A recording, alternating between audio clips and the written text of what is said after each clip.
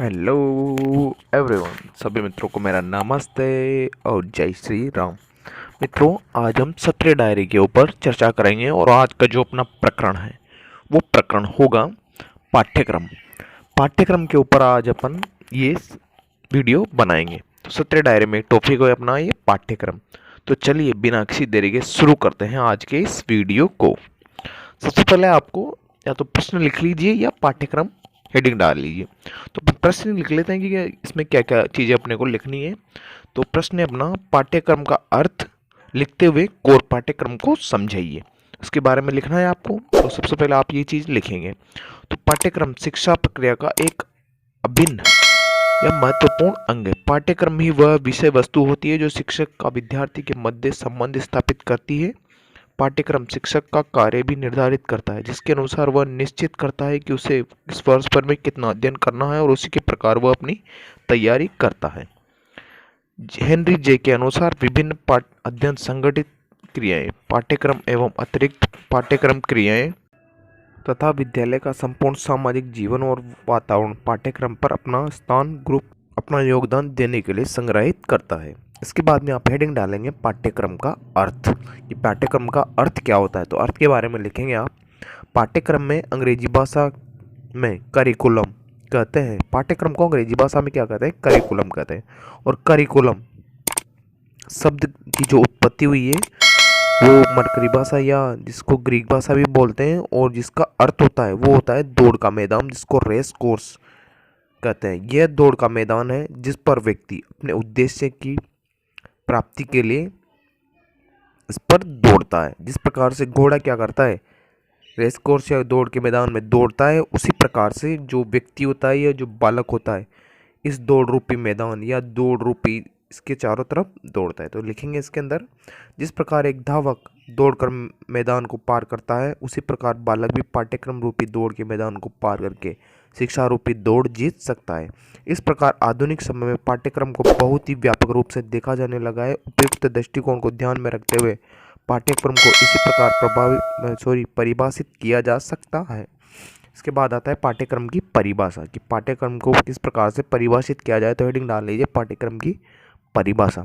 इसमें आप लिखें, विद्यालय का मुख्य कार्य बालकों को शिक्षा प्रदान करना होता है और उनको पूर्ण करने के लिए वहाँ पर जो कुछ किया जाता है उसे पाठ्यक्रम का नाम दिया जाता है। इस संबंध में अमेरिका के नेशनल एजुकेशन एसोसिएशन की 2 टिप्पणियां निम्न प्रकार की है। तो दोनों टिप्पणियां आप लिखेंगे, विद्यालयों का कार्य क्या है और विद्यालयों में क्या किया जाता है। ये एक प्रश्न ऐसे प्रश्न है जिनका उत्तर कोई उनके ढंग से दिया जा चुका है, फिर भी बार बार इस प्रश्न को उठाया जाता है। कारण यही है कि स्वयं ये एक ऐसा प्रश्न है जिसका उत्तर प्रत्येक समाज और प्रत्येक पीढ़ी को बदलती हुई प्रकृति और आवश्यकता के अनुसार बदलता रहता है। इसके पश्चात में आप आगे लिखेंगे, यहाँ तक लिख लीजिए। उसके पश्चात में थोड़ा और बचा हुआ है तो उसको लिख लीजिए एक बार, यहाँ तक लिख लीजिए। इसके पश्चात हम आगे चलेंगे आगे वाले में। बरिक मोदे के अनुसार जो परिभाषा है वो है, उच्चतर जीवन के लिए प्रतिदिन 24 घंटे की जा रही क्रियाएं पाठ्यक्रम के अंतर्गत। इसके पश्चात एक और वैज्ञानिक थे वाल्टन एस मोनरो के शब्दकोश के अनुसार। उनके अनुसार जो परिभाषा है वो है, पाठ्यक्रम किसी विद्यार्थी द्वारा किए जाने वाले विषयों के रूप में परिभाषित नहीं किया जा सकता।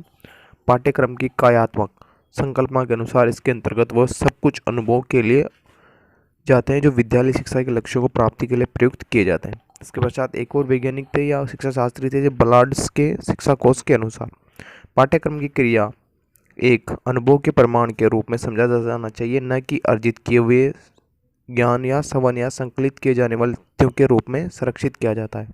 तो ये ब्लड्स के अनुसार हो जाएगी। इसके बाद आता है CB गुड्स के द्वारा संपादित शिक्षण कोश से पाठ्यक्रम की 3 परिभाषाएं ये निम्न है। पहली परिभाषा है CB गुड्स के अनुसार, अध्ययन के किसी प्रमुख क्षेत्र में अवधि प्राप्ति करने के लिए निर्धारित किए गए क्रमबद्ध विषयों को अलावा व्यवस्थित विशेष समूह को पाठ्यक्रम के नाम से अभिकृत किया जाता है। दूसरी है, किसी परीक्षण को उत्तीर्ण करने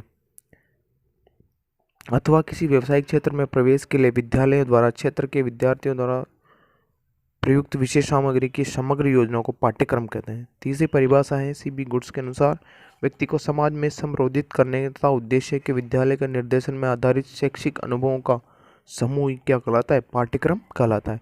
तो सी बी गुड्स ने क्या दी? 3 परिभाषाएं दी। उनके अनुसार ये तीनों परिभाषाएं मैंने आपको लिखा दी है। उसके पश्चात एक और शिक्षा शास्त्री थे कनिंघम के अनुसार। तो कनिंघम ने जो परिभाषा दी वो है पाठ्यक्रम कालांतर शिक्षकों के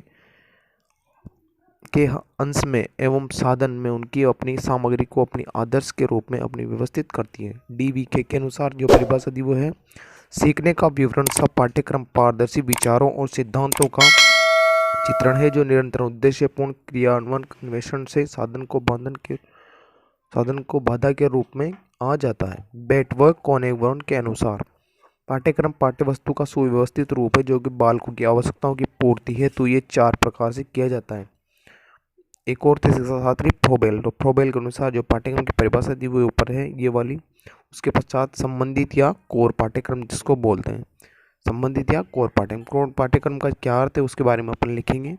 व्यापक क्षेत्रीय पाठ्यक्रम की बात ही सामाजिक जीवन जटिल विशिष्टीकरण की प्रकृति के फलस्वरूप समस्त बालकों की समस्याएं जीवन शैली अपने आप में के लिए एक अधिक विभिन्न प्रकार के ज्ञान की आवश्यकता एक से अधिक प्रकार ज्ञान की आवश्यकता में समावेशित सामान्य और कोर पाठ्यक्रमों की आवश्यकता को अनुभव किया गया।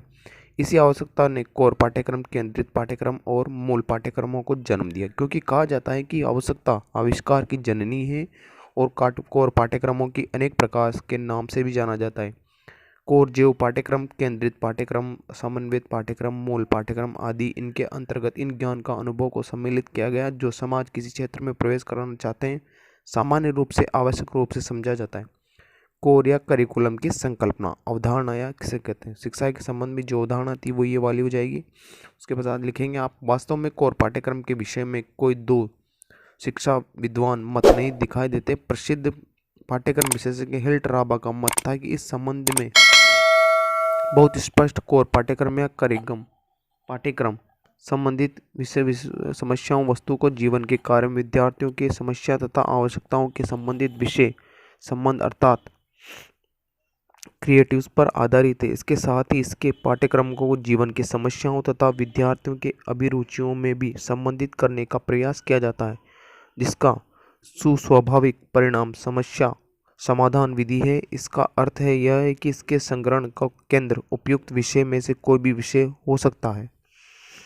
इस प्रकार कोर पाठ्यक्रम का तात्पर्य पाठ्यक्रम में है जिसको कुछ विषय तो ऐसे ही होते हैं।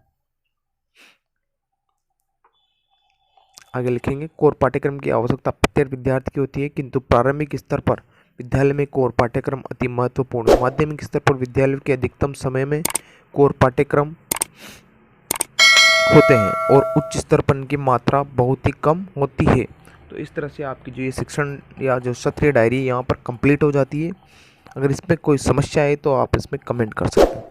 मित्रों, अगर आपको वीडियो अच्छा लगा हो तो प्लीज़ वीडियो को लाइक करें और कमेंट ज़रूर करें। कोई भी समस्या हो तो चैनल को सब्सक्राइब जरूर कर लें, क्योंकि सब्सक्रिप्शन फ्री ऑफ कॉस्ट है, इसका कोई भी चार्जेस नहीं। इतना देख लिया तो प्लीज़ जो घंटी वाला आइकन है उसको प्रेस कर लें और जो सब्सक्राइब वाला बटन रेड बटन है उसको क्लिक कर लें। Thanks for watching.